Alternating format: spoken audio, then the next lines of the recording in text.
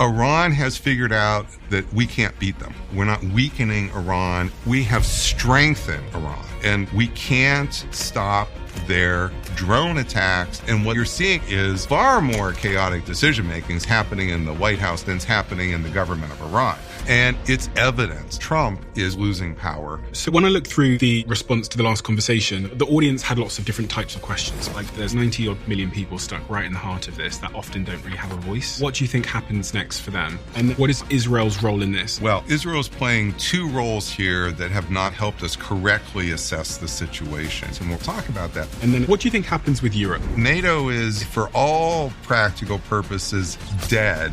And what happens next? So for 21 years, I laid out what a hypothetical bombing campaign of Iran would look like. And when I was here last time, every single thing we talked about unfolded in the first several weeks of the war. So when you did this 21 years of modeling these attacks, how did America come out of this situation? So there was a consistent set of findings, and America can bomb them, attack them. We could even threaten to murder all 92 million of them. But the bottom line is, that is the real danger for us. Guys, I've got a favour to ask before this episode begins. The algorithm, if you follow a show, will deliver you the best episodes from that show very prominently in your feed. So when we have our best episodes on this show, the most shared episodes, the most rated episodes, I would love you to know. And the simple way for you to know that is to hit that follow button. But also, it's the simple, easy, free thing that you can do to help us make this show better. And I would be hugely grateful if you could take a minute on the app you're listening to this on right now and hit that follow button. Thank you so, so, so much.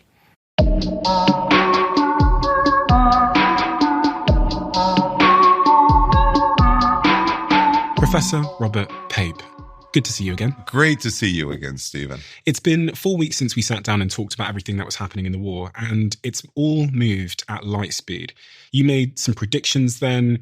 Many of them have come true already, and many of them are still unfolding. But I wanted to get you back to talk about what the hell is going on. And I think that's kind of how I started last conversation.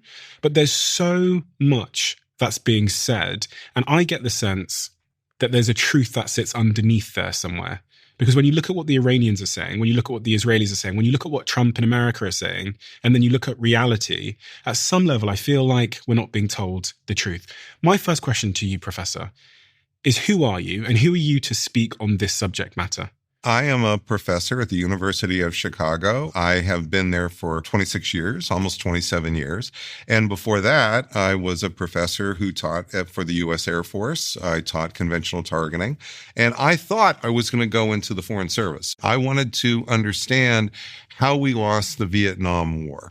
And this became the origins of Bombing to Win. Which is your book I have here in front of me. That's Bombing to Win. In 1985, I've just finished all my classes and I have to pick a topic for my PhD. I wanted to find the book that laid out all the air campaigns and that explained why Vietnam was a loser. Where did that L come from? When you say air campaigns, for someone that knows nothing about military conflict, what do you mean by air campaigns? What I mean with an air campaign is when you have military aircraft who are not just doing a single raid, bombing one target one day, but doing a campaign over days, weeks, months, in the case of Vietnam, over years. And you wanted to figure out why countries that do these military campaigns, which is pretty much what's going on now in the Middle East, why they don't tend to win. Why they don't win when they're so strong. Why is it that when a strong power really gets its act together, it's not careless, it's really thinking hard,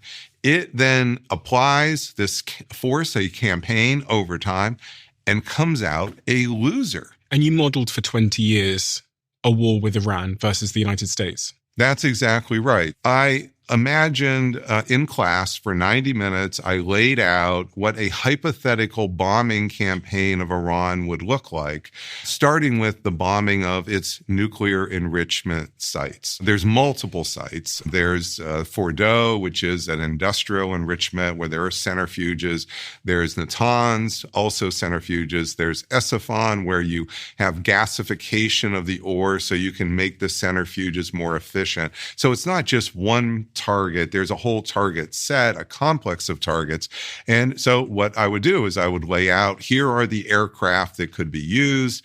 Here are the likely results at a tactical level. Yes, just for context. So we're looking at a map of Iran, and we're looking at the Persian Gulf, and Iran, of course, is to the east of the Persian Gulf, and Tehran is up to the north middle. Right in the middle are a whole series of these nuclear sites. You have Sagand, which is where the uranium ore actually comes from. They don't have to bring in ore. They have plenty of ore. But the ore has to be distilled so that you can get the tiny bits of uranium-235 you need for enriching the uranium for either nuclear reactors or bomb-grade uranium.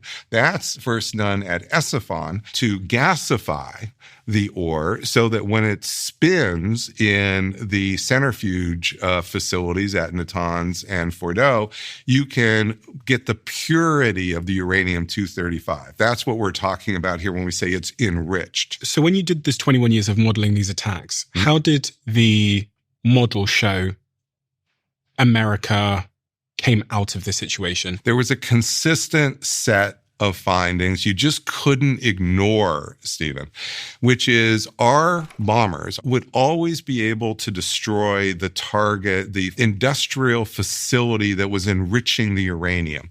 The problem always was, no matter which year we did this, you wouldn't be able to destroy the enriched material, the actual gold. So if you're panning for gold, you see what I mean, and you've got the gold, you can destroy the pan, you can even destroy the river, you can't get the gold. So let me repeat that back to you in layman's terms, and you tell me if I'm correct. So they could bomb these sites where they're making the enriched uranium, but it wouldn't destroy the enriched uranium, it would just put it underneath a bunch of rubble. That's right. So you can bomb it, but you're basically just kicking the can down the road because at some point they can go back and get it. It's undamaged, and then they can carry on their process. That's right. And Stephen, they might even anticipate the bombs coming because they might get some indications, we're building up, and then disperse in advance. And at the end of last year, they did Operation Midnight Hammer, where they bombed the sites with these incredible... Exactly as we did in class. Literally, I had just modeled it for the students 3 weeks before,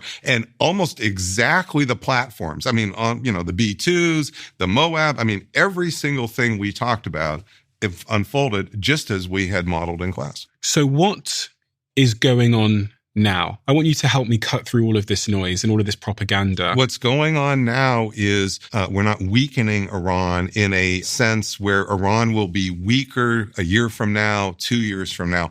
We have strengthened Iran. And we're strengthening Iran in multiple ways. So far, we've just been talking about bombs on target. My real specialty, Stephen, is the interaction of military action and politics. You are not just hitting an industrial target. People in the country, the population, the regime, they're reacting to that politically. And that reaction is tremendously important. And that's what I discovered in my work studying Vietnam in the 1980s, why the bombing campaign was failing, the political reactions by the population often are overwhelming the tactical military effects. So you can hit the target, you can destroy the industrial facilities, and in fact, you can energize the population to work even harder to overcome all that damage. And sometimes they have tremendous geographic advantages. In Vietnam, there was an area called the Ho Chi Minh Trail, which was where the logistics, where the ammo for the Viet Cong guerrilla fighters in the South were getting their ammo. And in the 1960s, we knocked out 80+% of the throughput of that pipeline, of that trail. You know what? It wasn't enough. And we ended up not being able to stop that little itty bitty bit of throughput that still could get through, and incentivize even more to get it through because they knew we couldn't stop it. And that is what fueled the VC and ultimately the Viet Cong, the guerrillas that we were really up against in Vietnam. That is what ultimately bolstered their morale. They knew we couldn't beat them. Even though we whittled them down by 80%, we couldn't get that last 15 or 20%. And that was what was energizing their morale. So how does that apply to what's going on now? In simple terms, what's going on? Iran has figured out that we can't beat them. That's what's going on, Stephen. They are figuring out that we can't beat them. We can bomb them. We can attack them. We could even threaten to murder all 92 million of them, which is the civilization threat by President Trump. And the bottom line is that we can't get to that final 10, 20% of drones and missiles. Okay, that Iran has, and it's probably bigger than that we can't knock out. See, we're able to knock out anything that's above ground. If there's a launcher and it's above ground, we can see it. We can see it with satellites. We can see it with other sensors as well. That thing is going to be gone in a few days. And that's what the air campaign that you've watched for 40 days is doing. When Secretary Hegseth or General Kane talk about hitting 11, 12,000 targets, these are targets, almost all of them, that are very clearly visible and above ground. This is true of the Navy ships as well. Well, guess what? The Iranians knew that was always going to be vulnerable. So what they've been doing is they have been not just deeply burying their industrial enrichment facilities, they've been deeply burying their arsenals of drones, deeply burying their arsenals of missiles. And so they are in a position where even though we are unleashing enormous amounts of air power against them, and we are technically superior, we can't stop their drone attacks against the ships in the Strait of Hormuz. They know it. They can use that to their advantage, and boy, are they using it to their advantage enormously. Yesterday, the Secretary of War, Pete Hegseth, did a press conference, and one of the reporters said to him, there's been a ceasefire announced, but it appears that Iran are still attacking neighboring countries. Hegseth's response to the reporter was, Iran would be wise to find a way to get their carrier pigeon to the troops out in remote locations to let them know not to shoot any longer. It can sometimes take time for ceasefires to take hold, which was really alarming to me because it suggests that there is actually not a centralized leadership structure in Iran. And actually, if there's not a centralized leadership structure, how does one negotiate a ceasefire if there's lots of different factions doing lots of different things now? Is that true? I would say it's probably decentralized. I think he's probably right about that. I'm trying to figure out who in Iran is negotiating with America and why it doesn't seem to be the case that whoever's negotiating control the fact that people are still firing drones. Oh, I see. Yeah, decentralization means chaotic and they can't actually make decisions. That's just not the case. The more you move up the chain of command, the more the leader can give pre-delegated orders. If X happens, do Y. Those can hold for hours and days. And that's true in every organization. That's why leaders can go on vacation for a week and come back. And they're worried, of course, when they come back. But the bottom line is that the leaders are setting the strategic direction. Who is the leader? Oh, it's definitely the supreme leader, the son of the one we just killed. Oh, without a doubt. I think this idea that he's not there, there's absolutely no evidence of that. Yes, it's decentralized in the sense it's hard to find them to target them. But by the way, Stephen, I think the reason that we're trying to talk smack about the supreme leader, is he alive, is he dead, is we're trying to goad him into revealing his location so we can kill him.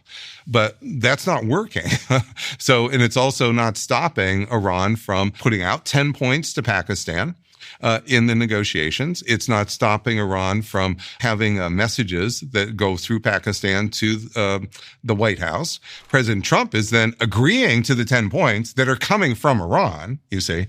And then later on, of course, President Trump is taking it back. But the bottom line is what you're seeing in terms of chaotic decision-making, far more chaotic decision-making is happening in the White House in the United States than is happening in the government of Iran. Their rising power in the region as our power is declining precipitously. What do you think happens next? We are at a fork in the road. When I was here last time, I was walking you through the 3 stages of the escalation trap, and you kept pushing me, tell me more, tell me more. Notice I was a little bit reluctant to do that. Well, there is a stage 4. For anyone that didn't hear that episode, could you give us a one sentence on stage 1? Stage 1 is America bombs, does leadership change bombing. We hit targets, kill leaders, but the regime actually evolves and is stronger than before. Stage 2 is that then stronger regime lashes back with horizontal escalation and takes the Strait of Hormuz, at least initially takes the Strait of Hormuz. And then stage 3 is that's the ground option to start to take the Strait of Hormuz back. And that's exactly what you saw play out in the first several weeks of the war. Stage 3 was about the Marines. The Marines hadn't even moved yet. And I'm telling you, the Marines are likely going to move. There's going to be movement to ground options in stage 3 here very rapidly in this war. At that point in time, when we had our first discussion, you wanted to push for the future. And I said, no, we need to wait. And the reason, Stephen, is because what you're not seeing with me is throwing random darts at the future. I'm doing risk assessment out about as far as you can have stable predictions. And in war, that usually means 2, 3, 4 weeks. It doesn't mean we can say where we'll be a year from now. Here, though, now that we're in 40 days, we're at a different point. We've clearly passed stage 1. We're past stage 2, where they control the Strait of Hormuz. We've bellied up to stage 3, the ground operations. Now we're at a branch, a fork in the road. There's no way to go back to February 27, which is the pre-war period that many people would love to go back to. I, too, would like to go back to February 27. That's not the future. What happens at this point on in the modeling is a branch. Either we go through with the ground war, or Iran becomes an emerging, not right away, fourth center of world power. That is the branch that we face now. This branch is becoming more evident hour by hour.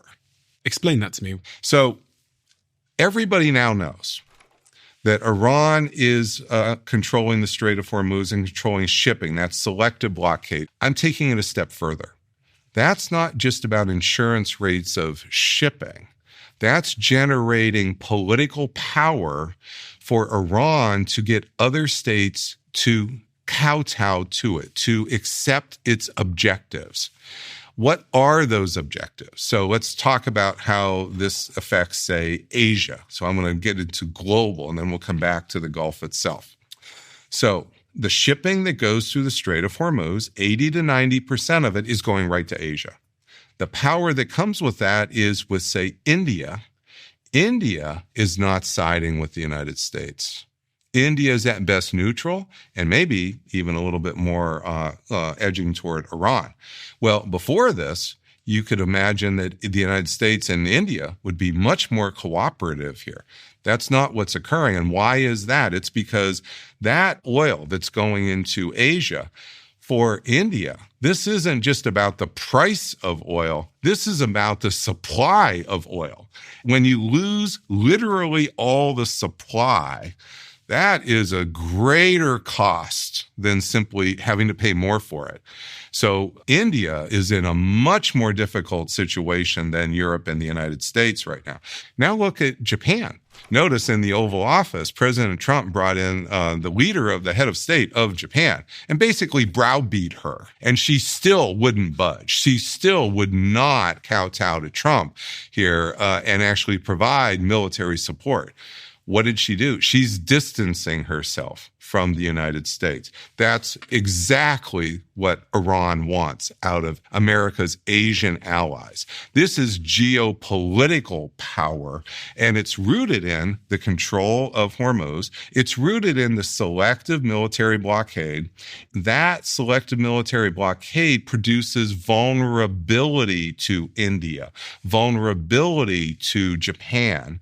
And that is what we call it the leverage, but the leverage is not enough of a full description. This is reorienting America's allies in Asia. Now, let's talk about what's happening in the Persian Gulf itself. before the war, February 27, there was essentially a balance in the Persian Gulf where you had Iran on one side and you had this growing collection of Gulf states that were part of an emerging web. They're cooperating with Israel more and more on different issues. President Trump is bringing in his AI billionaires to sort of grease this cooperation so that there's some material benefits. Well, that was effectively a counterbalancing coalition to Iran. Now, what's happened after 40 days is this is breaking down fast. America has military bases in Qatar, has military bases in Bahrain, has military bases in Kuwait. I'm just picking a few, and military base, of course, in Saudi Arabia. These military bases, they are producing little leverage here against Iran. In fact, our aircraft carriers are not anywhere near the Persian Gulf. They're 1,000 miles away. These bases are big fat targets. They are above ground. Iran's precision drones can hit things above ground, and they're doing it on those bases. That was their immediate retaliation. What's happening, number one, is the anchor, the military anchor of this coalition started to disappear within hours of the bombing on February 28th. What do you mean by the military anchor? In order to have this coalition work, which is like Saudi Arabia, Kuwait. Qatar, the UAE, Kuwait, somebody has to be the guarantor of protection. It's like the mob boss who protects everybody else. That is the United States. And that is what our military bases were supposed to do. They become the military anchor that allows then for there to become political counterbalancing against Iran. That was the Kushner idea in the first Trump administration. And it seemed to work. And it seemed to bring some of these states together who wouldn't necessarily think you would cooperate with Israel. Well, this war is torpedoing this whole idea. President Trump is not even willing to do much to actually defend our own bases, much less Saudi Arabia, much less UAE. What he's telling them is, you go out there and start defending yourself. Well, that's not a guarantor of security. The next thing that's happening is these states, which were operating more in concert, are starting to break down and operate in three pools. You have Iraq, which is now complaining more and more about a U.S. military presence there. They're distancing themselves from American military presence. And remember, we installed that government in 2003. So they're not siding with us. They're distancing themselves from us. Then you have Qatar and you have Oman. What Iran's doing is saying, we should share some of these tolls with Oman. They're moving Oman into their camp. So you have Iraq moving closer to Iran, Oman moving closer. Qatar is trying to keep its head down as much as possible. They're not trying to get their nose in this anymore. And what's the third pool? The third pool is Saudi Arabia, the UAE. These are the states that are most under threat. And what has Saudi Arabia done just in the last week?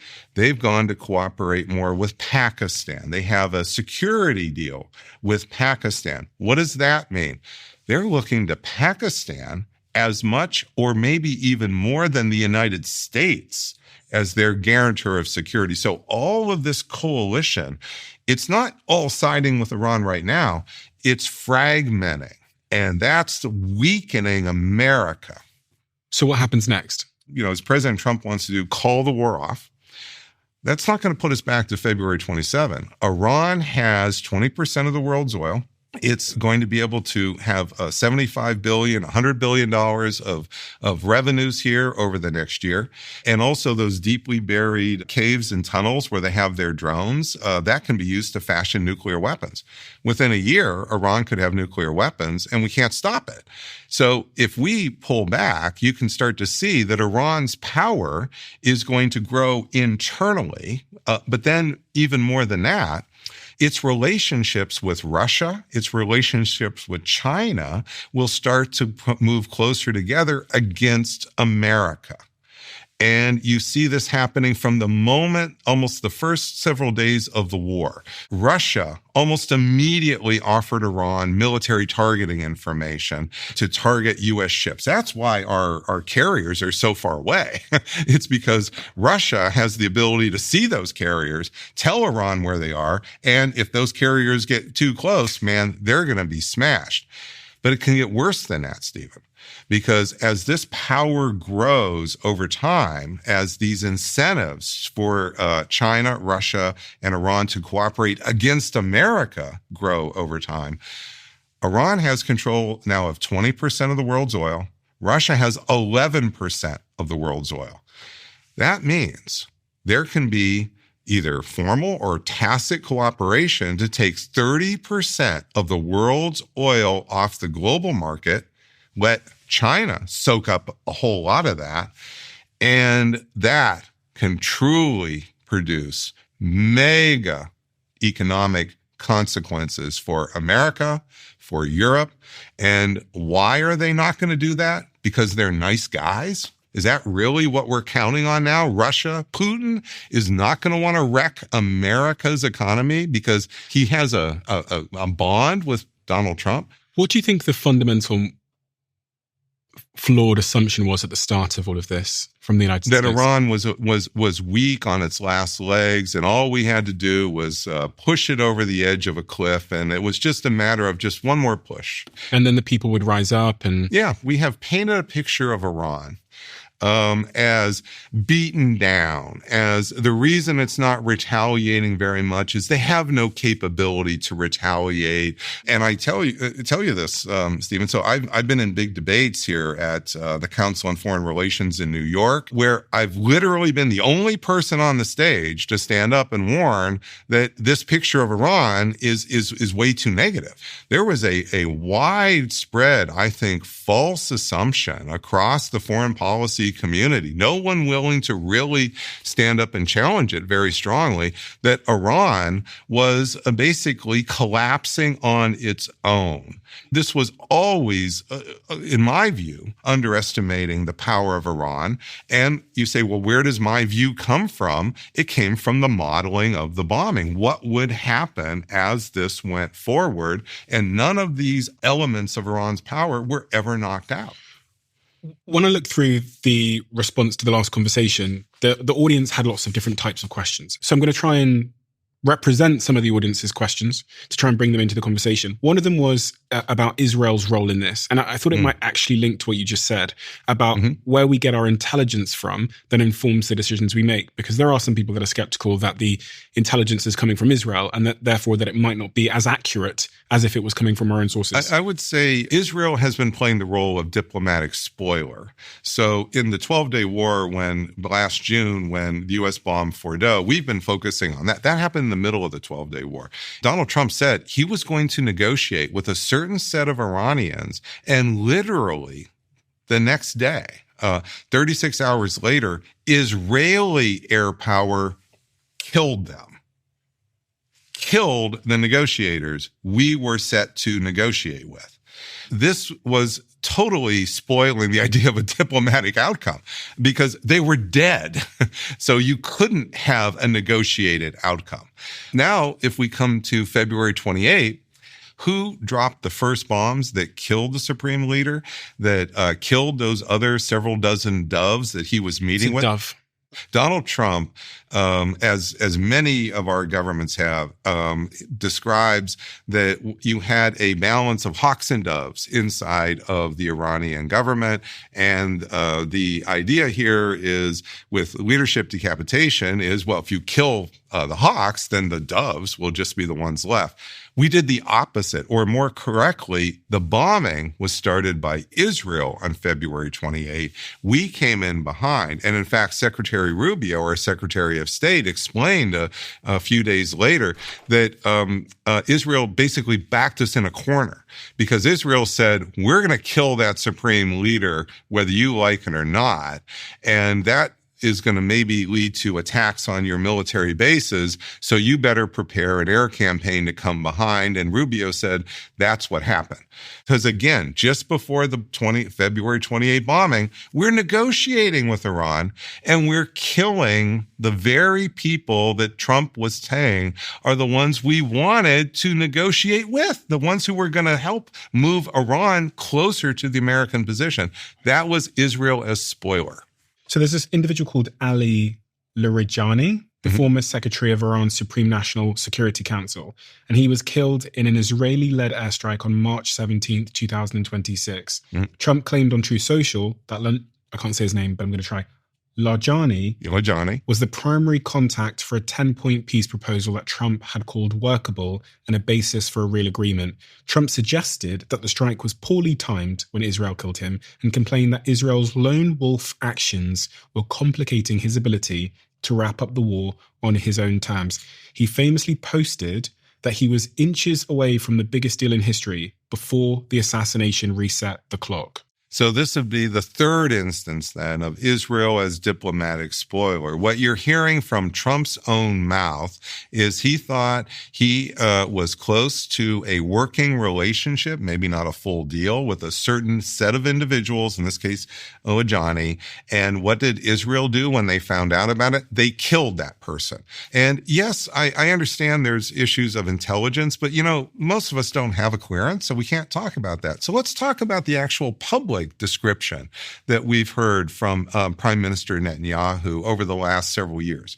The public description is that Iran is simply a paper tiger, that Israel has been dominating Iran, knocking out its air defenses, launching other attacks here in 2024.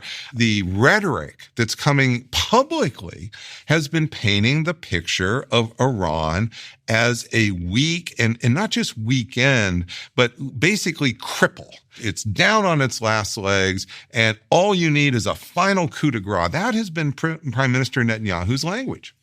The other thing that the audience wanted to know is they wanted more specifics on stage 3. Yes. And is stage 3 happening? We talked last time about ground troops. It's very important, and I've been saying this on the Substack and my X, to follow the key indicators here of deployment, not follow just what's occurring with the rhetoric of our leaders.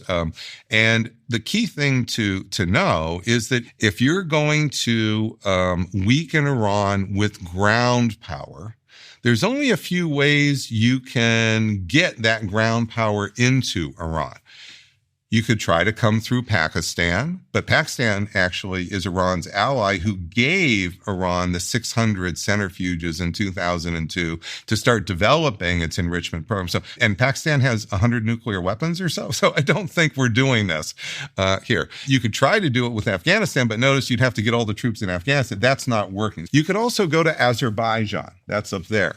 Notice on the first day of the war, there was a missile that hit Azerbaijan, and people on CNN, there weren't. What's going on here? It's just a random. In fact, I think our public statement on that day was this shows how incoherent the Iran leadership is. That's not what I saw. What I saw is they understood that Azerbaijan was always thought to be a staging area to go to Tehran. And so if you're going to take Tehran with a division or two, you would really want to have your forces start here from Azerbaijan. Now, so far, though, that's not happening. Azerbaijan said, nope, don't count on us. We're not getting in the middle of this. Now we're back to why would you start to think about Marines to take territory here on the coasts of Iran? So inside Iran, where the Strait of Hormuz is? That's the beginning of it. You would start there inside Iran, around the Strait of Hormuz, as a beachhead. There's some photos which I'll throw up on the screen showing what the terrain around the Strait of Hormuz looks like. And it is quite shocking. It's a moonscape. And what you can see is that this is the most difficult terrain for amphibious operations to operate in. What is amphibious operations? Where you have troops that are on ships, on landing vessels, just like Saving Private Ryan. They go from the water onto the beach. You would also then have some air power with some Ospreys ospreys, but they're doing essentially the same thing. They're coming onto the same beach. What's an osprey? An osprey is a special made plane that we've made for the Marines. And it's a plane that is a hybrid between a helicopter and a jet. And so the propellers on the plane are able to rotate. So they can fly as a propeller plane here, or a cheap man's jet, or they can actually like a helicopter. And that's really great if you want to fly fast to a beach and then go straight down. So are you saying that you think they will put boots on the ground in the Strait of Hormuz? Let me just fill out this a little bit more, okay? So the other big thing that the folks need to know is, where is the oil? Iran's oil, and here I'm drawing a circle here. Iran's oil is all in this southwestern part. Almost all of it is in this southwestern part of Iran. Kuwait's oil is all right here. Iraq has a couple puddles of oil. It has a big puddle of oil right here. Saudi's oil is all right here. You might try to land forces, a division here in Iraq, in Kuwait, in Saudi Arabia, and come around this way. This is why knocking out these bases as truly platforms here, this was why I think they start on day one. This wasn't just to hit the bases in retaliation. They are weakening our ability. They're taking away different axes of attack. And this is why in the Substack I published 3 days before the war, I'm specifically talking about Marines moving in limited areas to take coastal regions as beachheads. What's a beachhead? A beachhead is where you have a foothold, a toehold, where you're going to funnel in more forces after that. And you are going to very likely want to control an area that's at least about 100 miles by 20 miles in order to get behind all this mountainous terrain. And what does that look like? The oil fields, Stephen. This is what President Trump is almost surely talking about when he says he's going to take Iran's oil fields.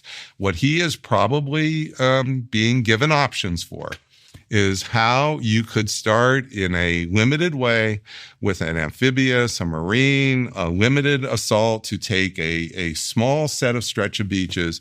And then you would want to follow and take, if you're going to start this at all, you're almost surely going to want to just start to take the oil fields. And President Trump's been talking that way for years, really. He also said in a recent interview that if it was up to him, he would go and take the oil. But he said the American people won't like that. And he said it once, and then he said it again, and then he said it again. This was during a press conference on Monday, April 6th. He said, if it were up to me, I would take the oil. I would keep it all for ourselves and make a lot of money, because to the victor belong the spoils. But people in the country sort of say, just win and come home. And I'm okay with that too. And he said that from the interview that I was watching twice, which made me think that he really wants to go take the oil. But if he does put troops on the ground in Iran, it just creates a clearer target for those drone strikes. It creates a clear target for those drone strikes. But what people maybe are not fully understanding is the political consequences of the deaths of those Marines. Yeah. Most people are assuming if those Marines go in and die, this will make America run away. It'll be like a punch in the face and we'll run away. That's not likely to be what happens. Again, this is my area of what happens when you have military force in politics come together. You need to understand that when those Marines go in and say hundreds die or so over time, there will be 36% of the public that will have supported that. That 36% is going to see those Marines died for them. That 36% is likely to double down in their commitment because otherwise they died for nothing. Now, the 59%, who's opposed to the war, they'll still be pretty hotly opposed to the war. I'm not saying they're going to move toward the war, Stephen. What I'm saying is you have a Republican president supported by 36% of the Republicans here, almost no Democrats. If you start to actually have deaths here, this is going to lead to a bigger version of we can't withdraw now. We must, quote, finish the job. Otherwise, they will have died for nothing. This is what happened in Vietnam. In Vietnam, in the early stages, you will see that it's sticky up. The support for the war, it takes a while to go down. And why does it take so long to go down? It's because of exactly what I'm saying. The politics of this, of the death of our troops in battle, does not lead to we cut and run. It leads to we double down for the honor of the troops. That's why I'm saying we start this even in a small way. Even it doesn't really matter where you start it, but once you have those ground forces go in and they start to take casualties, you're probably in for the 6-month ground war minimum. So it looks like they're going to try and avoid that outcome. It looks like they're doing everything in their power, America, to avoid a scenario where they have to send troops in. The threats that have come out of Donald Trump's Truth Social posts really talk about, I mean, look, I'll read this one here. It says, a whole civilization will die tonight, never to be brought back again. I don't know what will happen, but it probably will. And a lot of the tweets are... Can we just focus on that one? Yeah. The civilization, because it's much... That was a few days ago. A lot of people are already trying to move past it. This has much more importance and endurance than I think we're understanding now. So first of all, that statement that President Trump said that he will end an entire civilization in one night.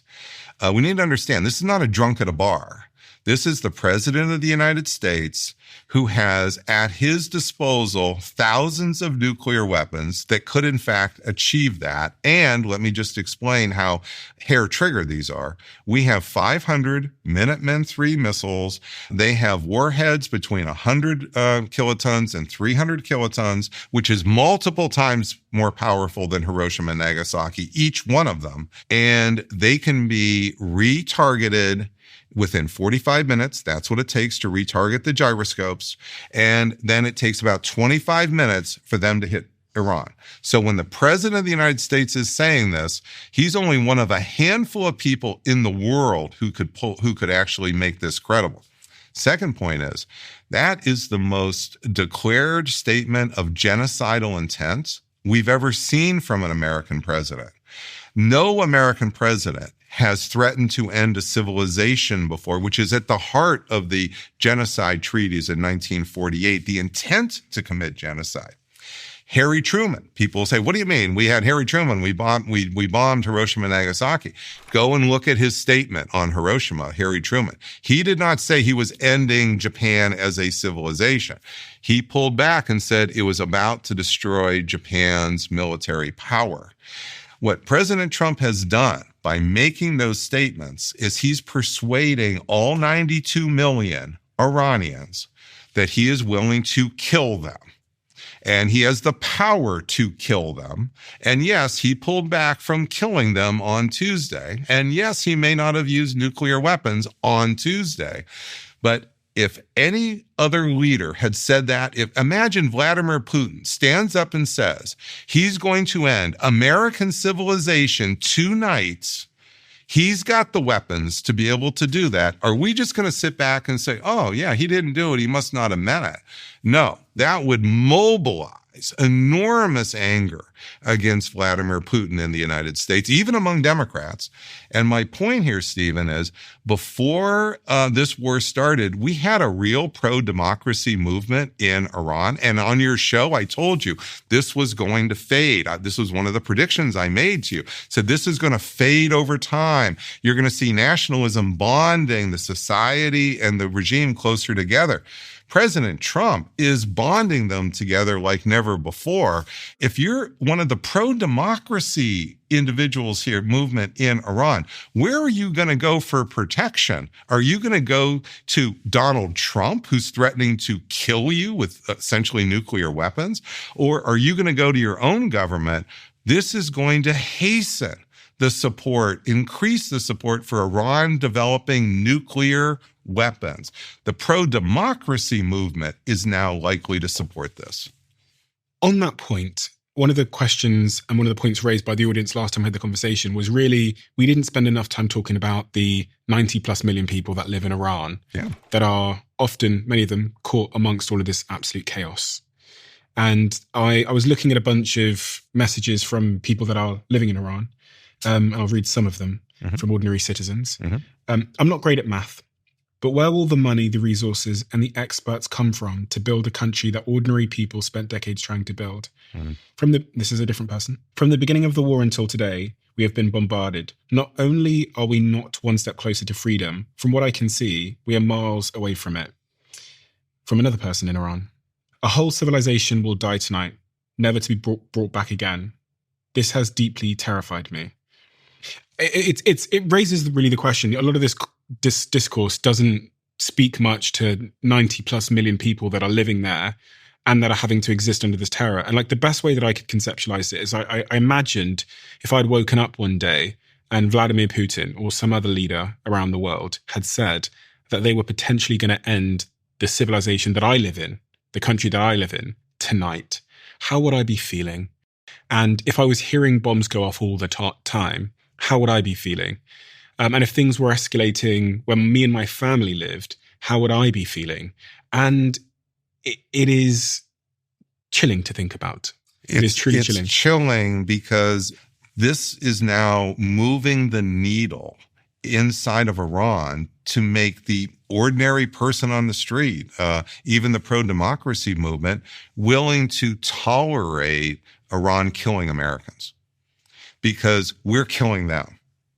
And we're saying we're going to do it even worse. And we're even beyond that, we're saying at the whim of a president who wakes up thinking maybe this will help save his presidency, he is willing to kill the entire civilization of a country because he thinks maybe this is going to be his golden off-ramp to get out of this problem for himself personally.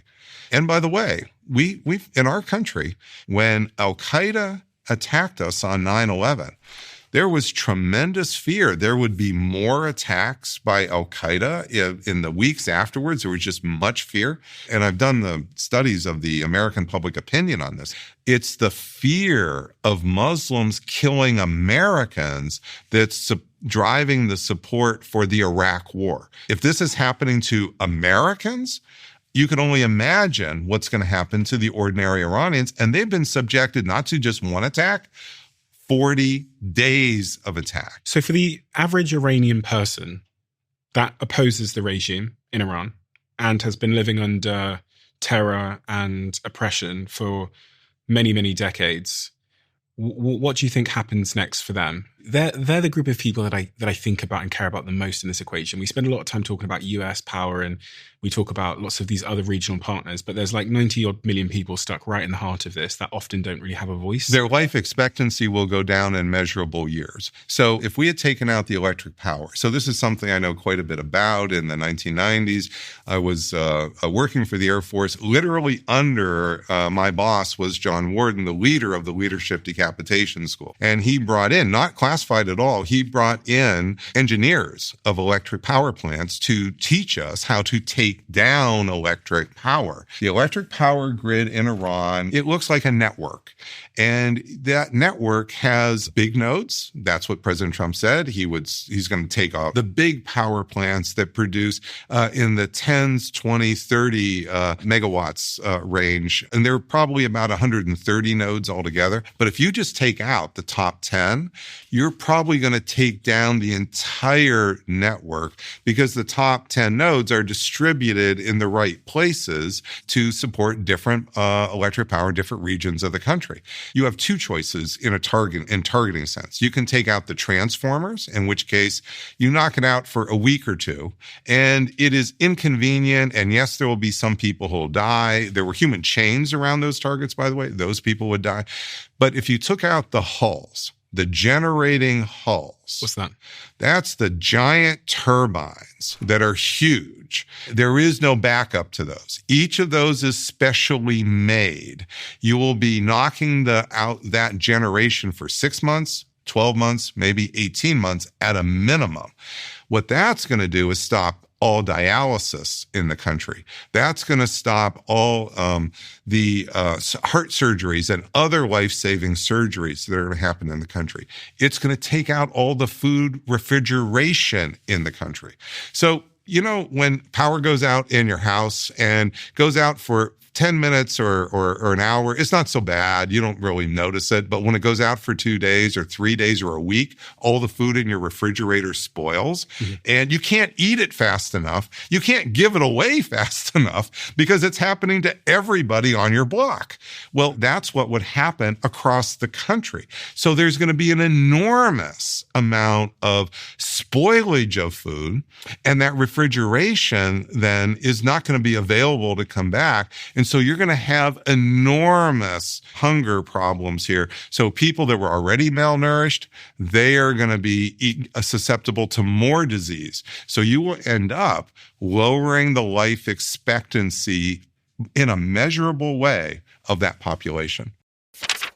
This company that I've just invested in is growing like crazy. I want to be the one to tell you about it because I think it's going to create such a huge productivity advantage for you. Whisperflow is an app that you can get on your computer and on your phone, on all your devices, and it allows you to speak to your technology. So instead of me writing out an email, I click one button on my phone and I can just speak the email into existence. And it uses AI to clean up what I was saying. And then when I'm done, I just hit this one button here and the whole email is written for me. And it's saving me so much time in a day because Whisper learns how I write. So on WhatsApp, it knows how I am, a little bit more casual. On email, a little bit more professional. And also, there's this really interesting thing they've just done. I can create little phrases to automatically do the work for me. I can just say Jack's LinkedIn, and it copies Jack's LinkedIn profile for me because it knows who Jack is in my life. This is saving me a huge amount of time. This company is growing like absolute crazy. And this is why I invested in the business and why they're now a sponsor of this show. And Whisperflow is frankly becoming the worst kept secret in business, productivity, and entrepreneurship. Check it out now at Whisperflow, spelled WISPRFLOW.ai/Stephen.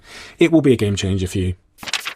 Do any of you remember a conversation I had on this podcast with anthropologist Dr. Daniel Lieberman? It was one of the most viewed conversations of all time on the Diary of a CEO. And interestingly, the most replayed moment of that entire conversation was when I talked about a specific pair of shoes that I wear. They're called barefoot shoes, and they're made by a brand called Vivo Barefoot, who have become one of the sponsors of this show now. All of their shoes have significantly reduced support, which gives my feet the opportunity to strengthen just by wearing them. And research from Liverpool University backs this up. They've shown that wearing Vivo Barefoot shoes for 6 months can increase foot strength by up to 60%.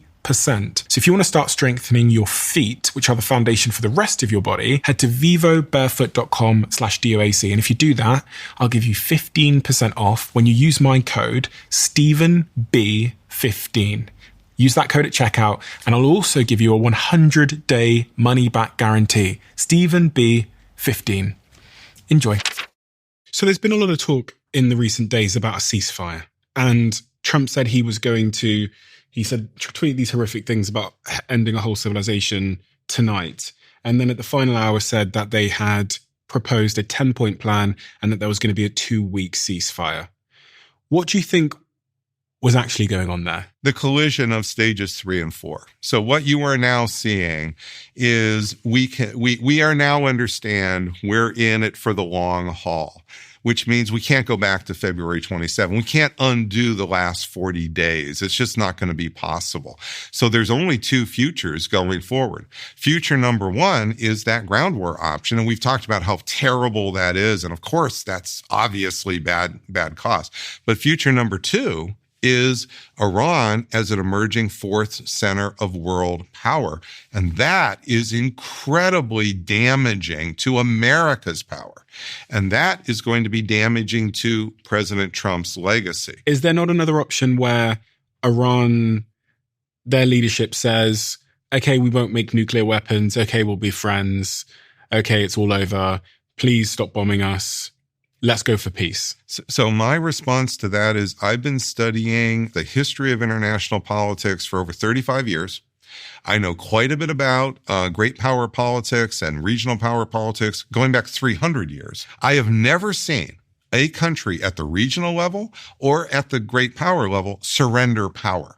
Did America, after World War II, decide, well, yes, we have the capability to build nuclear weapons, but, we want to get along with the Russians who helped us defeat Germany. So what we're going to do is we're going to actually have a deal, an arms control agreement. In fact, this was proposed, by the way, and we rejected it, which is we're just going to not go down that road. We're going to surrender the power advantage that we have here so that we can be cooperative with the Soviets who had just worked with us to defeat Nazi Germany. So that's not going to happen.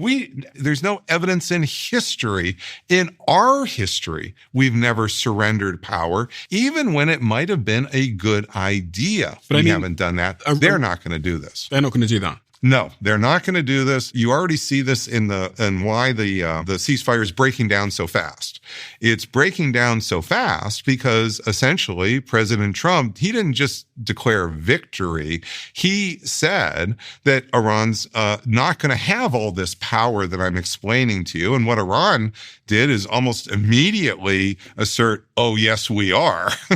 They've come right back right away. If President Trump is expecting that out of the goodness of their heart, they're going to surrender emerging world power, this is just a fantasy. It's not going to happen. He wouldn't surrender power. Why is he going to expect Iran's going to surrender power? So I'm looking at this apparent 10-point proposal submitted by Iran. Mm-hmm. And you got to take this with a pinch of salt because there's different reports about what this 10-point proposal looks like. But it says that based on official releases from the Iranian state news agency, the IRNA, and international reporting, mm-hmm. the 10-point proposal from Iran to the United States was for a permanent ceasefire, number one, end attacks on allies, a complete halt to Israel and US strikes across the region, specifically Lebanon, Iraq, and Yemen. Number three, reopen the Strait of Hormuz. Iran will allow safe passage through the Strait of Hormuz. Collect tolls. Iran will charge a fee, reportedly $2 million, for each ship passing through the strait. Revenue sharing with Oman, which mm-hmm. is toll revenues, will be split with Oman as custodians of the strait. Number six, lift the sanctions, the complete removal of all US primary and secondary sanctions. Release assets. Number seven, the immediate return of all frozen Iranian funds held abroad. Number eight, the right to enrich uranium. US acceptance of Iran's right to domestic uranium enrichment while Iran commits to not seeking nuclear weapons. Number nine, war reparations, full compensation paid to Iran for reconstruction costs from the bombing. And lastly, number 10, the termination of all UN resolutions against the regime and a new binding UN Security Council resolution to enforce this deal. Now, listen, I don't know a lot about what I'm talking about, so that's the disclaimer. However, it sounds like a good deal for Iran in many respects. On every single point. And it also validates Iran as an emerging world power. So all of those points in the details, if you think of them as a flow diagram, all 10 of them are adding up to validation of Iran as top in the hierarchy in the Persian Gulf. So why is it so important to be the number one strongest state in the world? It's because in the last 300 years, whether it was Britain, the United States, or whether it's China in the future, the number one state typically dictates the rules of how the world systems operate. Well, what you're seeing with Iran is they want to dictate the rules in the Persian Gulf, and that's what that is. Now, if we pull this over, which I love your props here. That is good. So right now you see that even though it's the United States is just that lone flag, it has this higher weight. And what this is reflecting is the United States as the number one country in the world, the most powerful. Now, if you also then add this over here, so this would be Israel, you can see this is the world that Netanyahu is depicting before on February 27th. But the actual world, I just want to point out, is a little bit different. The actual balance of power is closer to this. It's closer to the United States, and then we have China, and we have Russia. There are three centers of world power, and in 1990, it used to be, by the way, just the United States and the Soviet Union. Then Russia, the Soviet Union collapses. This is when the United States is the sole superpower, the unipolar moment. It immediately shifts like this from 1989 to 1992. Dramatic shift. However, along the way, in the last 30 years, you see this changing. And what's changing? Russia actually still is weak. It's still about 2% of the world's GDP. That's not really what's changing.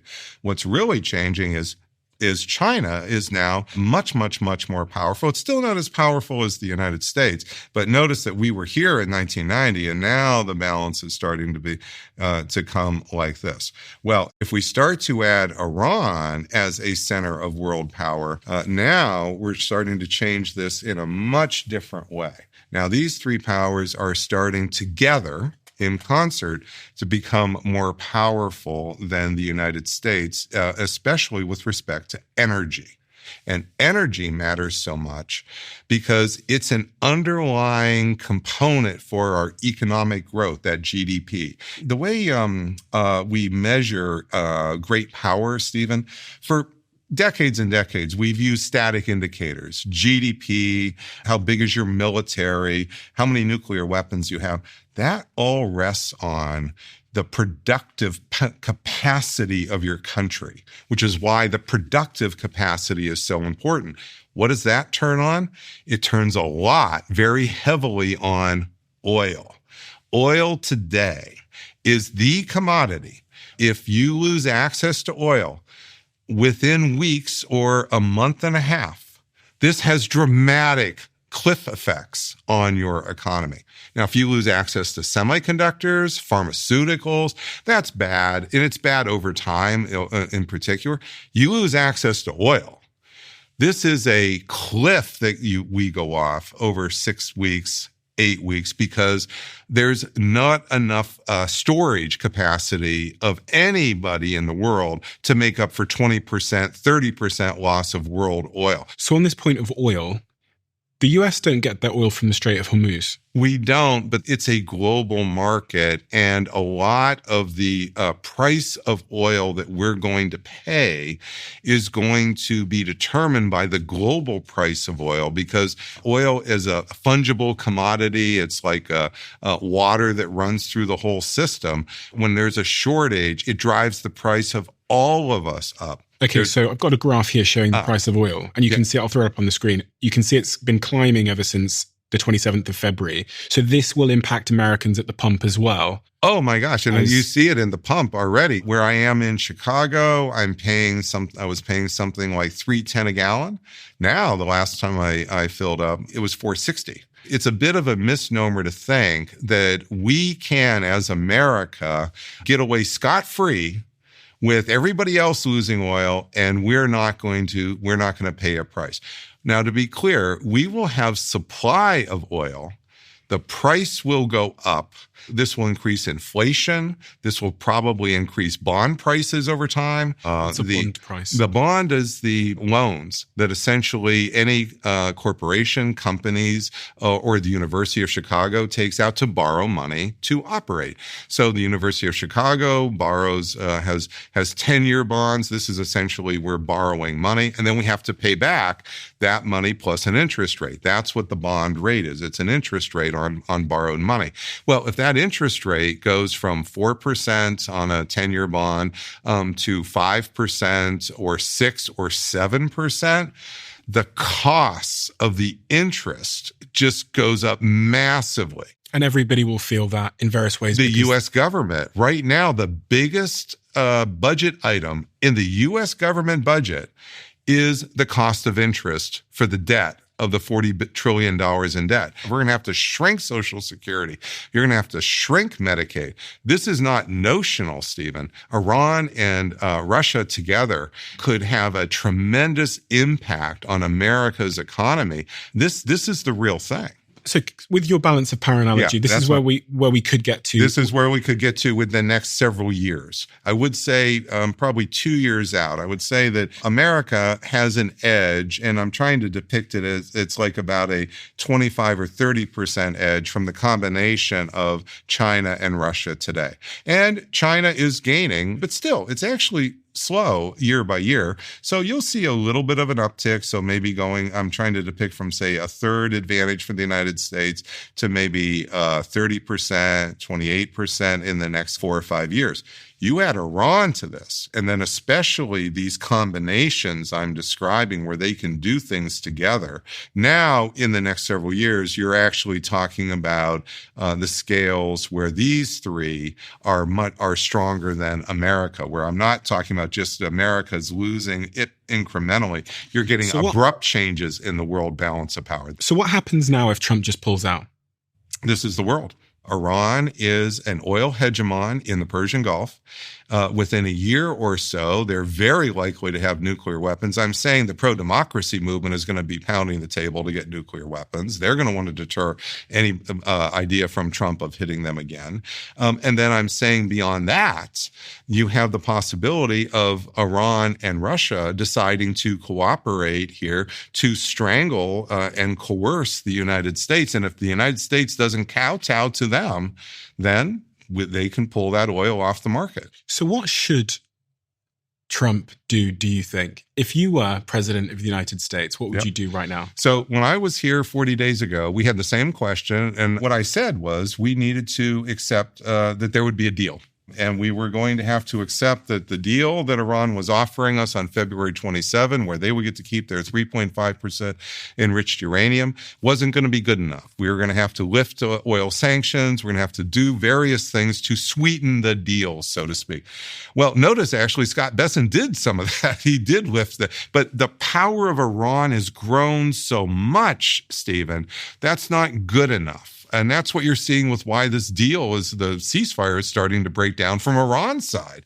So what would you offer Iran? I think a enforced military containment of Israel would be a serious card that America could play that I think Iran would get Iran at least in a serious discussion. I don't know if it would be enough. I want to be careful here that I don't say, well, this will certainly be the deal Iran will take. But we have to imagine if Iran has world power, what is it going to take to get Iran to surrender some of that? Well, one thing would be to have confidence that Israel is not going to keep attacking it or its allies. But then they're not going to believe that after what's happened. Well, it would have to go through, you'd have to make it enforceable. It's not going to be good enough to try to promise that.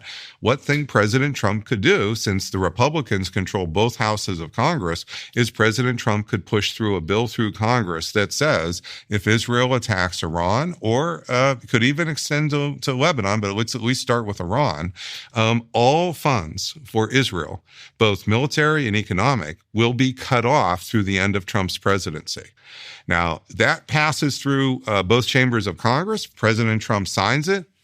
Now you're talking. Now we actually have as much teeth as you could ever have of a military containment of Israel. So presumably in such a scenario, Iran would continue to enrich uranium because they've now had a taste of what can happen to them if they're powerless. Well, let me extend this a little bit more. So let's talk about Article 2 of the deal that's going to go through the Congress. Israel joins the NPT, and that is the quid pro quo for getting Iran to accept the on-site inspections of its 3.5% enriched uranium. So Israel gets to have its Dimona nuclear power plant where it has plutonium for its nuclear weapons that's measured by the Non-Proliferation Treaty, the IAEA. Those are the inspectors. And Iran will have on-site inspections at the various locations we're talking about. But the second part of this, Stephen, would be quid pro quo. If Iran is going to be subject to on-site verification, on-site monitoring, Israel, which is now not part of the Non-Proliferation Treaty, already has nuclear weapons. it's going to have to accept that this can't be a one-sided deal going forward. It's going to have to be a more balanced situation when it comes to monitoring nuclear weapons capabilities. So what does that mean specifically, that Iran would be able to monitor Israel's nuclear weapons? Through the IAEA, that's right. That would be the material for the weapons, not the weapons themselves. So but they already have weapons, so what's there to monitor? Oh, no. Right now, the number of Israel's nuclear weapons is not known. We have vague counts. The reason Israel's not part of the NPT is not because it doesn't matter. It provides the kind of detailed information through the IAEA that would be useful for estimating the size of Israel. You think Israel, Netanyahu's going to want to give that information to Iran? This isn't about want to anymore, Stephen. What we're talking about is, what are the off-ramps? You've asked me the hard question. What is an off-ramp to this trade-off between the ground war and Iran as the fourth center of world power? And I said, okay, there is an actual off-ramp here, but notice that the hesitation now is politics. And that's what I'm trying to explain, that I study the interaction of military action and politics, and I'm with you. I don't think Israel will they've been trying to spoil these other deals. I don't think Israel is going to allow this to occur, but now then we're right back to the trade-off that nobody wants to confront. So what do you think is going to happen? What I think is that we are going to go back and forth between stage 3 and stage 4 for months. What's stage 3 and stage 4? So stage 3 are preparations for the ground war. Yep. And Iran emerging as a fourth center of world power. I think both of these are likely to go on for months. I think that for stage 3, the ground war option to truly be taken off the table, you would need to see America withdrawing its military forces. You would need to see all the carriers leave the region and go back to other parts of the world. You would need to see the Marines that have been moved to the Gulf go back to Camp Pendleton in California, go back to Japan. You need to see the hundreds of aircraft like the F-35s, for example, that have been moved to the region. They all need to go back to their pre-war locations. So we're going to bounce between stage 3 and stage 4. Yep, that's the diagram. So the new diagram I'm trying happens? We just, I think there's still, if you pushed me on this last time, I still say there's a 70% chance that we're going to start a ground operation. And it's not because President Trump wants it. It's not because he's not trying to avoid it. It's because there's a trap. And the trap that he's going to face is he really willing to be the president where under his presidency, Iran detonates a nuclear weapon to demonstrate it has nuclear power? From his rhetoric, and listen, these are just the tweets, it seems like the alternate option he's considered when he talks about bombing the infrastructure and bridges and roads and power plants is just completely decapitating the country. And I think in his own words, sending it back to the Stone Ages. This will come back. This will come back, but it would be, as I believe, the precursor to more ground operations. Do you think he would I don't think that this will be a case where you do the electric power targeting and then it's done. Finally, he's satisfied. He's pounded them enough and walk away, because you do the electric power targeting, you have further incentivized 92 million. They still have the enriched uranium. You have 92 million people desperate now for not just getting a nuclear weapon for deterrence, but for payback. And so you will find the pressure for the ground war will be even more intense in the aftermath of all of that. This idea they're going to be bombed back to the Stone Ages where we won't worry about them anymore. They're going to be this minor country that we will just ignore. As long as they have 1,000 pounds of 60% enriched uranium, 10,000 pounds of 5 and 20% enriched uranium, this will just not be the case. So you still think the most plausible, probable outcome is that Trump ends up sending ground troops in specifically to do two things, I think I remember you saying last time. One of them is to go and get the uranium. Yep. And the second, I believe, is to defend the Strait of Hormuz. Yep. I think these are the two things that are on the table. And you think it's probably going to take several months? I think it could go on, yes, for months, because I think that you are going to see that there's going to be this back and forth. And the way to monitor this, so you can see, is the timeline speeding up or slowing down, is literally the movement of the deployed troops. Don't track this by what the negotiations are. Don't track this by what comes out of President Trump's mouth or even the Iranians' mouth. Track this by the movement of forces. That is the best indicator of what's going to come. You know, every once in a while you come across a product that has such a huge impact on your life that you'd probably describe it as a game changer. And I would say for about 35 to 40% of my team, they would currently describe this product that I have in front of me called Ketone IQ, which you can get at ketone.com, as a game changer. But the reason I became a co-owner of this company and the reason why they now are a sponsor of this podcast is because one day when I came to work, there was a box of this stuff sat on my desk. I had no idea what it was. Lily in my team says that this company have been in touch. So I went upstairs, tried it, and quite frankly, the rest is history. In terms of my focus, my energy levels, how I feel, how I work, how productive I am, game changer. So if you want to give it a try, visit ketone.com/Stephen for 30% off. You'll also get a free gift with your second shipment. And now you can find Ketone IQ at Target stores across the United States, where your first shot is completely free of charge. Make sure you keep what I'm about to say to yourself. I'm inviting 10,000 of you to come even deeper into the Diary of a CEO. Welcome to my inner circle. This is a brand new private community that I'm launching to the world. We have so many incredible things that happen that you are never shown. We have the briefs that are on my iPad when I'm recording the conversation. We have clips we've never released. We have behind the scenes conversations with the guests and also the episodes that we've never, ever released. And so much more.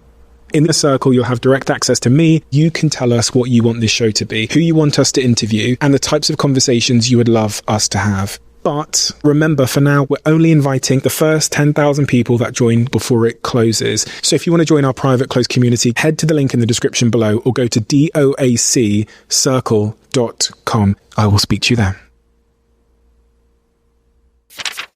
On this point where you said you don't think Trump would want to be the president that presided over Iran releasing a nuclear weapon, is that because if he pulled out now, they would enrich the uranium and then maybe demonstrate it under his... That's right. So the scenario that I have laid out, I've laid this out to my classes for years, the idea of what Iran would do with nuclear weapons. A lot of people have an image, and it's coming from the public, so I understand why they have it. A lot of people have said this image, where Iran gets a nuclear weapon or two, and what they do immediately is they blow up Tel Aviv with the first one and maybe New York with the second one. This is just highly unlikely, because what would happen is we would retaliate with nuclear weapons under that here. Much more plausible. And everything I'm seeing from Iran has been completely supporting the idea that they're thinking this through strategically, is you would want not to just have one working nuclear weapon or even two. You want 5. Ideally, you want 10. Maybe even 15. This is what happened with North Korea. Because once you have, let's even say 5, the most rational thing to do is you detonate the first one as a detonated test. You test it on your own territory. And then you listen for a week while everybody says, well, they only had one, they were stupid, they don't have dot, and you detonate the second one. And once you detonate the second one, just like when we hit Nagasaki after Hiroshima, everybody will assume there's a lot more there. And that is how you actually deter the United States from attacking you. And by the way, that's what effectively North Korea did. When President Trump took office in 2016, North Korea was a major problem. We were talking about bombing North Korea and so forth.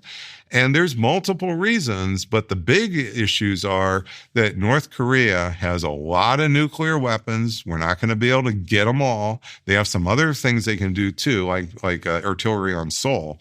But this isn't just North Korea and Trump decided to be, sort of best buds here. So The other route that played out in my mind was that Trump would just keep bombing Iran to keep them weak. But again, that doesn't solve the Strait of Hormuz problem. Doesn't solve the Iranian problem and doesn't solve the Strait of Hormuz problem, because if we knew where that material was and we could just bomb it out of existence, I'm talking about the enriched uranium material, we would have done this already. Which leads all roads to really the only solution being some kind of deal. Absolutely. That's why the best thing to do is a deal with the military containment of Israel. That's the deal. The problem you have with such a deal, when you're going into that deal, is the enemy know that you don't really have a plan B.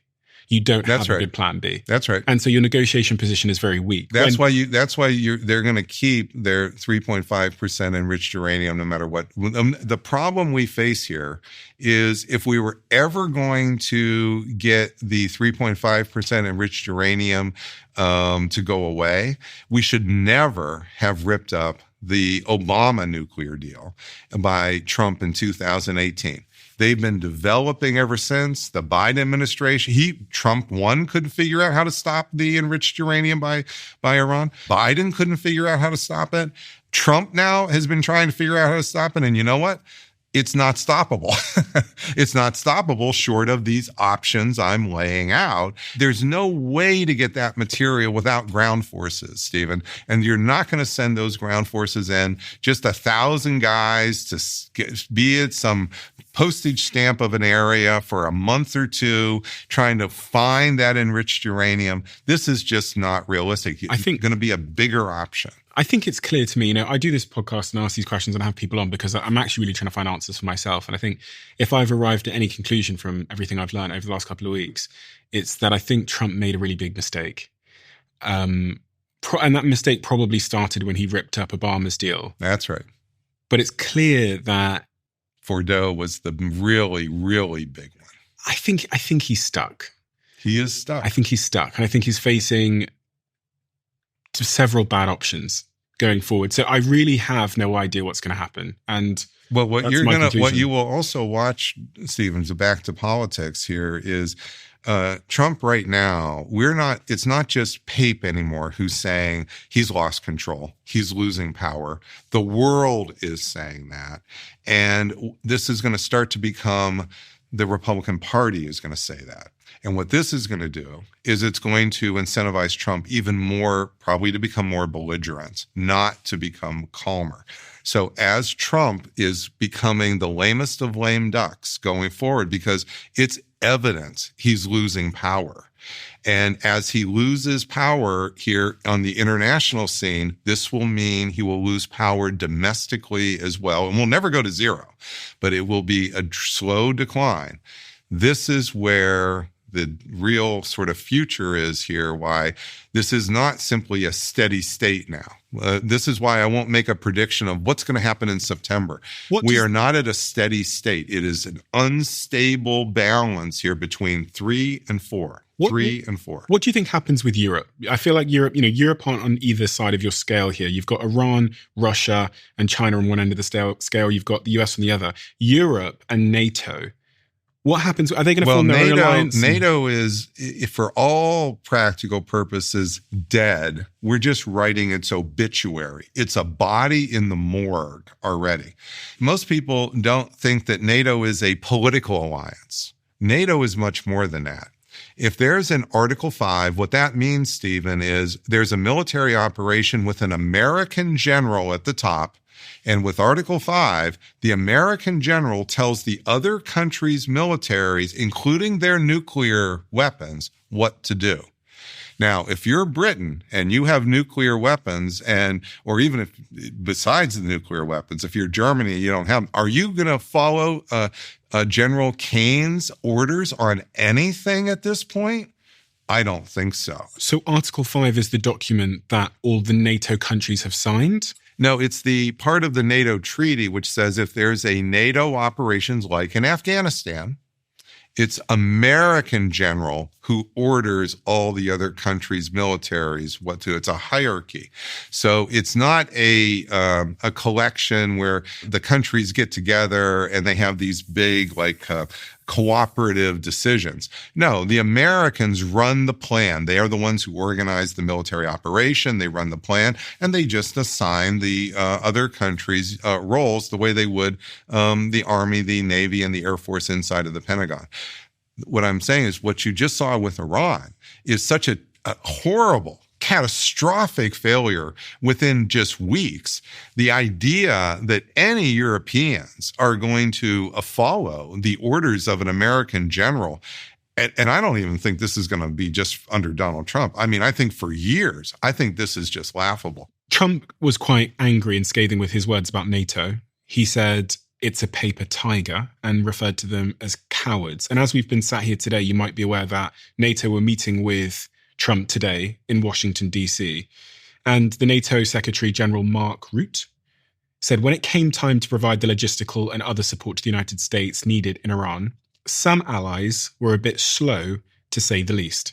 In fairness, they were a bit surprised. To maintain the element of surprise for the initial strikes, President Trump opted not to inform us ahead of time. But what I see when I look across Europe today is allies providing a massive amount of support, nearly without exception. Allies are doing everything the United States is asking. They have heard and are responding to President Trump's request. So it sounds a little bit like an apology tour coming from NATO. And the German Chancellor has also made a comment saying that they do not want to split NATO. And well, they don't want American troops to leave the European continent because that provides some deterrent to Russia. That's what you're hearing there. But NATO was always had an anchor. Remember we talked about anchors?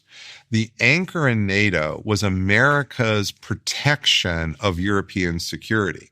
What you're seeing when President Trump creates a problem, a catastrophe for the world, and says he won't send American forces into the Strait of Hormuz, but he wants the Europeans to send their forces into the Strait of Hormuz. This is the opposite of protection. He's making NATO countries or European countries vulnerable, and they're reacting to that by saying, we won't do it. According to diplomats, NATO Secretary briefed member capitals today that Trump is demanding concrete commitments within the next few days from NATO to help to secure the Strait of Hormuz. Which would only make sense if you were doing phase 3, the ground operation. So you cannot secure the Strait of Hormuz only with air power. If we could, we already would. You can't secure it only with naval power. If you could, we already would. We have a much bigger Navy, much bigger air forces than any of those countries individually or even combined. The only reason you would really want those forces from NATO is because you're planning on a bigger ground operation, and that's what you're seeing right there. And I don't think Europeans, let's not even talk about the word NATO, I don't think the Europeans are likely to do it because you're seeing if they're ever going to do it, Stephen, they would want Trump out of office. The number one thing that I don't think is going to happen here is anybody's going to bail out Trump. It's political suicide, really, for a lot of the European leaders. It's political suicide for the Democrats to bail out Trump in our country. It's going to start to become political suicide for even Republicans to bail out Trump. That's what you're going to start to see in the fall. And it's going to be political suicide for the Japanese, for the Indians. This is the problem. Trump caused the problem. He's, as I said on your show last time, he's going to become LBJ if he doesn't take a deal soon. Well, that was 40 days ago, Stephen, and he still hasn't taken the deal. Not really. And he's becoming LBJ. Nobody's going to want to be associated with him. Here in the UK, we have Keir Starmer as the Prime Minister. And it appears to me that since he's come out and started saying that he won't support Trump's war, we won't send troops to the Middle East, it appears that that's actually driven up his favorability amongst certain people. And it makes me think that actually, as we say, it's political suicide for European leaders to send troops there because they will lose the next election in their country.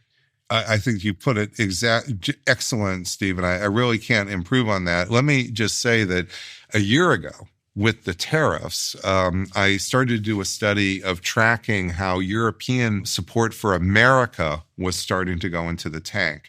And that was with tariffs. Now, what Trump has done is he's driven up the price of oil. He's hurting their economies in a serious way. And as that actual damage occurs, and it's still in the pipeline, it hasn't hit as strong as it likely will in the next month, you are likely going to see that the publics in Europe are going to become anti-American. And it's not just going to be can't support Trump anymore. Coming here, I had to pay the visa, the ETA, and it took forever. And what's happening here? We're getting some payback here on Americans. I think this next time I come to London, I'm not going to be surprised that the price of that visa is doubling or tripling. What is your closing high-level remark about all this stuff? And I guess I really want to focus it on the average person who is going about their life as a normal civilian in any of these countries that are affected. What is the high-level point of view here that we need to close upon? The high-level point of view is we're about to start think seriously about the election. And what we need to do is not just choose, but bounce back and forth between Republican and Democrat. And actually, Britain is a case study of what can happen if you bounce back and forth here. We need to start to really support strong, stable policies that will empower the middle. The problem that we face, Stephen, is we're moving back and forth from really ideas here that 1 year we really don't like what Biden's doing, and now we have the radical wing on the other side, and we certainly don't like that. Well, if we keep going back and forth here between two extreme alternatives, we'll just get different versions of bad outcomes. And it's not making things better. It's a cycle that's making it worse. What's the solution? The solution is the public needs to hear that every election, every choice, we have an opportunity here to focus on the more centrist candidates. And this is something that we really can make decisions about. And it's just simply the case that if we don't do that, what you're going to get is you're going to get back and forth bouncing around. And I don't think a third party here, these ideas are really very meaningful. This really comes down to talking to the public. And it's one of the big reasons, Stephen, I'm going to the podcast world. Because remember, I've advised every White House and so forth. So we've got to get beyond that. We've got to actually talk to real people. And this is what you do. And increasingly, I'm doing it. And I really believe that the podcast network is an opportunity to do that. But it doesn't mean that it forces people to vote Democrat or Republican. We've got to understand that we can't just keep thinking about, okay, now we're really mad at Donald Trump and we're going to get the independents and now they're going to vote with the Democrats. If all we do is end up getting another extreme on the other side, because what you're going to do is you're going to keep pissing off the middle and they're going to keep bouncing back and forth. And round after round, we've been doing that now for years in the United States. And what does it look like? It keeps getting worse. So it keeps getting worse. What are you suggesting the solution is? Vote for the centrist candidate? All the way through. Okay. Yes. It's a very simple thing, but it's not going to happen unless we talk about this, because it does mean that sometimes the centrist candidate is the person, the woman on the other side. And if we're not willing to do that, then we're really condemning ourselves to this cycle. I'm going to explain more about it. It's a version of the escalation trap gone domestic.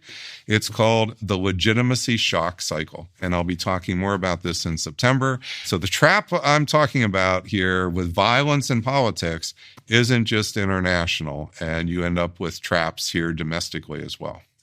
And I'd like to close with a few thoughts for the people in Iran. I think ever since I've put myself mentally in a situation where there was a world leader saying that they were going to annihilate my civilization, and there was bombs going off. We're currently filming this in our London studio, but if there was bombs going off around the studio and there was a threat that someone was going to annihilate civilization, it's quite unthinkable for me how I would be functioning. And yes, it immediately, I think, shines a light on the mental health and psychology of the people in Iran right now and how they must be feeling. So I think that's probably an important message to share, because we can sometimes get a little bit caught up in hypotheticals of war and strategy and all these kinds of things. But at the end of the day, there's 19+ million people in Iran that are right in the middle of this, and we're sat in this very warm, cushy London studio. So well, there's a bond that is occurring between the middle 60% of the American public and the 92 million in Iran. Yeah. They don't like the radicalism and on either side. And what you were vocalizing, Stephen, is the frustration that our politics has been locked up by the extremes.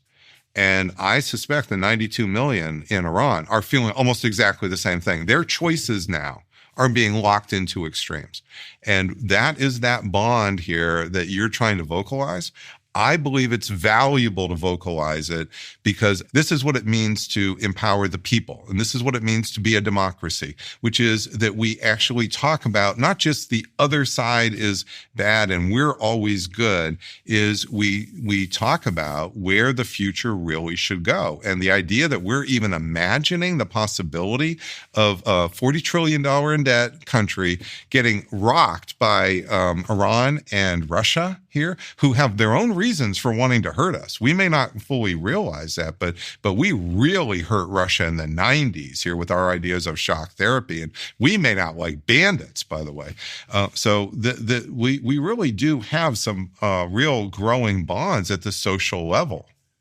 Professor Robert Pape, thank you so much. It's a pleasure to speak to you once again. And this is such an evolving situation, so I feel like we might end up talking again at some point in the future when things play out. Hopefully, one can only hope for peace for everybody. Oh my gosh, situation. Every day. That's my number one thing. Just ask my wife. And by the way, will you stop being so charismatic? Because my wife, when we listen to this, she turns my voice off. All she wants to do, Stephen, is listen to you. Is she American? I think Americans like the British accent. I'm just telling you, you've made me up my game. That's so funny. Well, thank you so much for your time. And you've put a lot of time into explaining this to laymen like me. And it's really helped turn the lights on to some degree. I'll be honest, it's turned the lights on. And with the lights on, I am confused.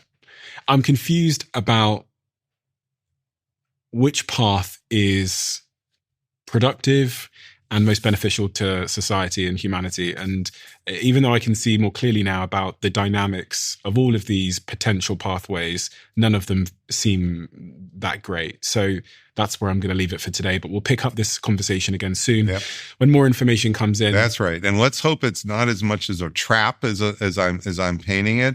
But if it is, then it's really even more important that when we get to the fall, we don't mislead ourselves into thinking that this is just temporary, that it's all going to be solved quickly.